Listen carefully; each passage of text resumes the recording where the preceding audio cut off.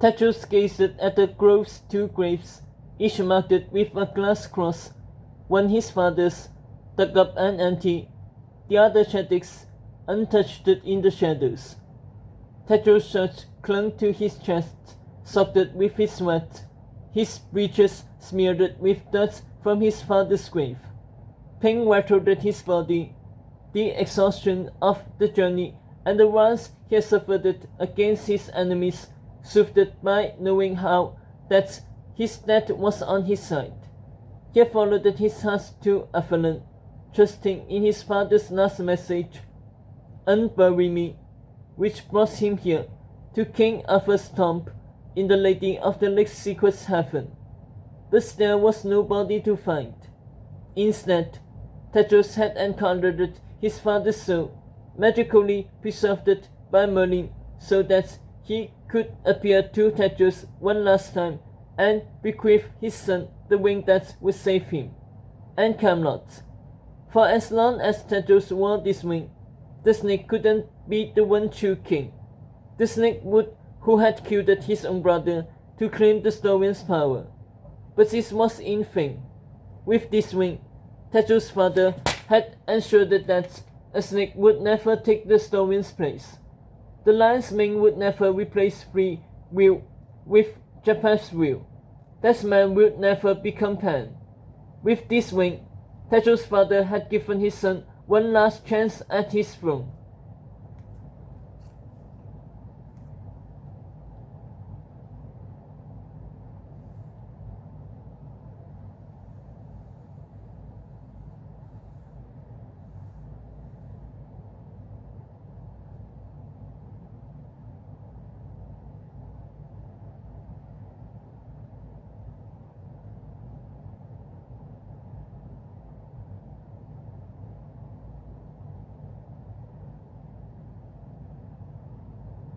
A king's true coronation test. The prince noticed that Agatha peering angrily at the sky, her black clumps drifting. "Sun will set soon," she worried. "How will we get there in time? We need to revive into bus, or use Tinkerbell and the school fairies to fly. They are waiting with your mother at the lake." "Still won't get there by sunset," Tetros pointed out. "We're half a day's journey, at least, even by flight." "Maybe the Lady of the Lake knows a way." "The lady who's lost her magic and almost killed me twice. We'll be lucky if she lets us out of this cove," said Tetros, his least finger about to cast a flare for the lady. "Let's find my mother and use the fairies to fly back to school. Then we can plan our attack." "I'm not leaving Sophie with the snake," Agatha blistered, her eyes watering. "I don't care if it's just me, up against every one of his thugs. I'm getting my best friend back." Tetros clasped her palm. "Look, I know what Sophie means to you, which is why I'll go to the ends of the earth to keep her safe, even if she and I make better enemies than friends.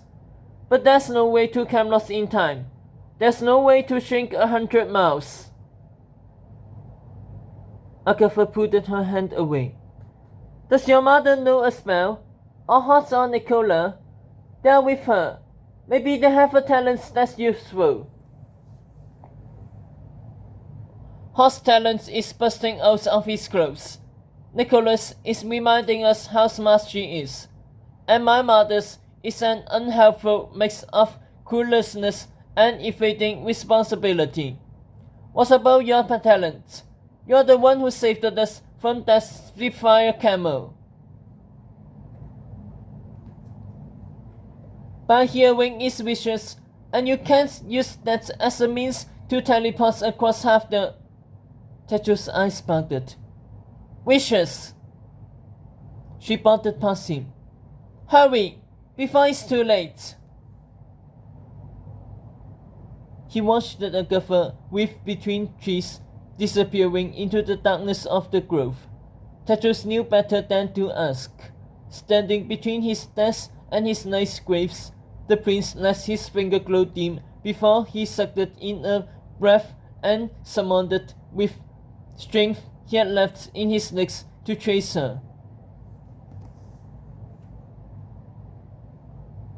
He followed the sounds of Agatha's steps pattering across the forest floor, crackling on fallen branches. But the deeper Tetris drew through the oaks, the more he began to remember his way. Soon, he saw his princess kneeling at the edge of the pond, hidden within the thicket, just as he had seen her the first time he had been here.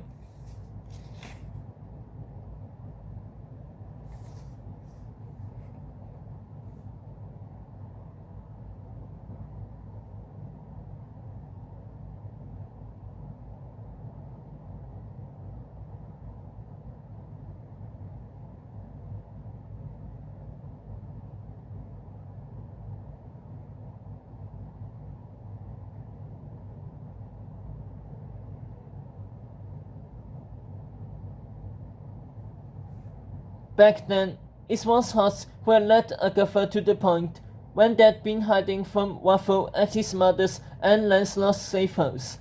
Tetris had concealed himself behind a tree, listening as the whistle berated Agatha for not following her heart, for sacrificing Tetris instead of fighting for him. A revelation that made Tetris realize just how much Agatha needed him and how much he needed her. Right when both of them were doubting it the most. It was here at this point, only a short distance from two graves, that their love was sealed. The love that would never be broken again, no matter what evils lay ahead.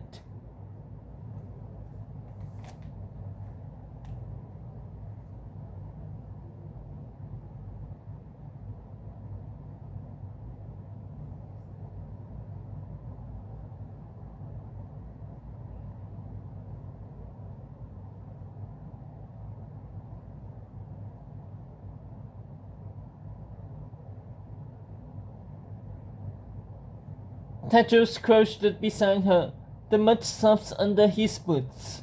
Beneath the heavy vine of cheese, the pond glistened with embers and sunset.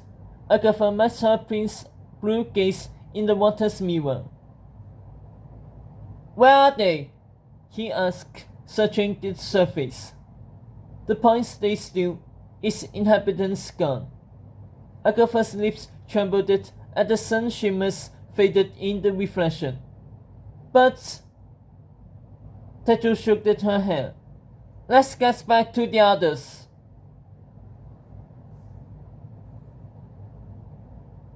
But then the shimmers changed the color, from gold to silver, nuggets of glow pulsing in with the next cinch.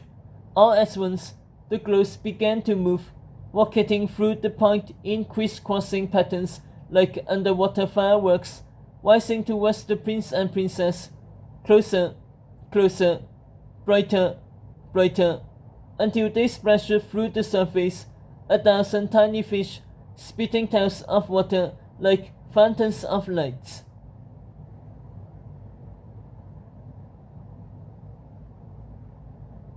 "Not gone after all," said Tetris, watching the wish fish crowd towards his princess as if they knew her well.